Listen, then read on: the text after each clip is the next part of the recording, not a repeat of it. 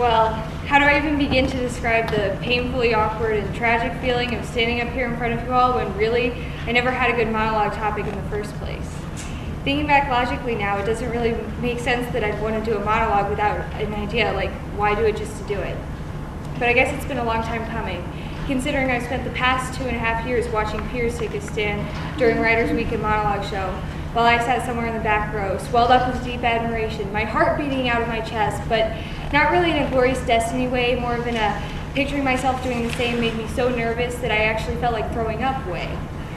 But for some crazy stupid reason, I felt compelled to do the same this year, thinking that maybe it would be healthy to try and yank some well-buried truth from within me, if there even is one. After all, if the people I see every day in the halls have something beautiful to say, then can't I? But the problem remains.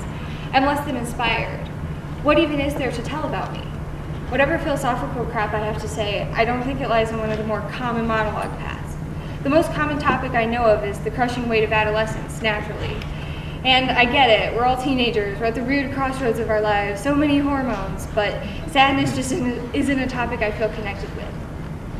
I blame it on my parents because, as everyone knows, all great artists must have had a devastating childhood, and unfortunately for me, my parents never beat me or died prematurely or joined ISIS.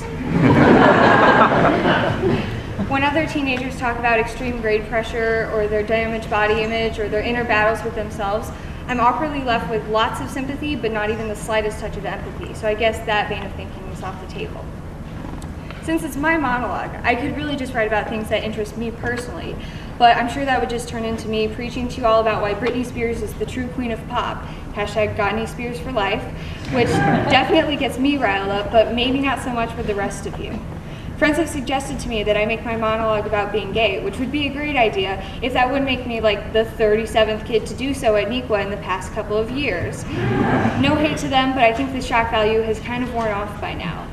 And if I really wanted to make a shocking monologue, at this point I'd probably have to come up with an intense story about my life as a piano prodigy or a meth addict or something like that. But seeing as I'm an unthreatening white girl, I don't think I can pull either of those stories off convincingly. My lack of inspiration has left me wondering if there really is any deep down feeling that needs articulation. While I find it so easy to feel passionate and opinionated about other people and things, I've never been able to describe myself in any way other than getting sassy and declaring how fabulous I am.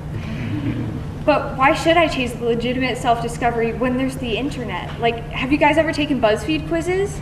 There are thousands of them out there waiting to define who you really are. And as it turns out, I'm Chandler Bing, I'm Fergalicious, I'm 50% cat, and apparently I'm married. Who knew? Unfortunately, I've had to learn that I can't get away with these simple classifications forever. I recently had to do an English activity where everyone was to make a portrait of themselves using words or drawing. Seeing an opportunity to bypass exposing my atrocious drawing skills, I chose words. While most people ended up with a scribble of their face, I wound up with a few bullet points about the type of person I am.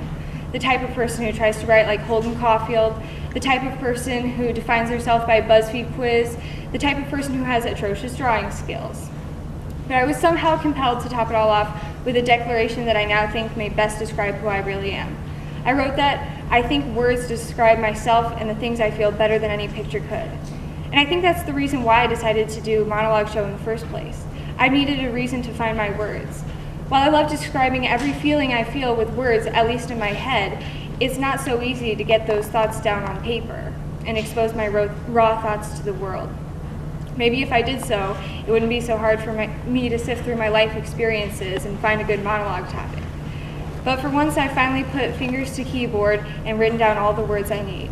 And even though I typed this monologue in a document deceptively titled Macbeth Act 1 Annotations, I'm learning to let it all out, bit by bit, line by line, word for word.